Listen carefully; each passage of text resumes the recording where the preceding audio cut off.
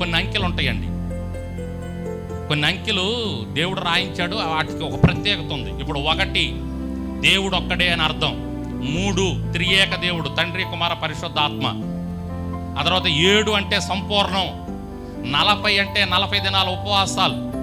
మోషే ఉపవాసం ఉన్నాడు, యేసయ్య ఉపవాసం ఉన్నాడు 40 దినాలు. కాబట్టి 40 దినాలు ఇట్లా కొన్ని అంకెలు మనకి కొన్ని పాఠాలు నేర్పిస్తాయి బైబిల్లో. ఇక్కడ 153 చేపలు పడ్డారు, ఒక అంకె రాయించాడు పరిశుద్ధాత్మ దేవుడు. ఒక దైవజనుడు ఇలా అన్నాడండి, 153 రకాల మనుషులు ఉంటారంట. మనుషులు ఆలోచనలంట 153 రకాలు ఉంటాయంట. నా ఆలోచన మురళికి ఉండదు, మురళి ఆలోచన ప్రసాద్కు ఉండదు, ప్రసాద్ ఆలోచన రాంబాబుకు ఉండదు, రాంబాబు ఆలోచన సీనుకు ఉండదు.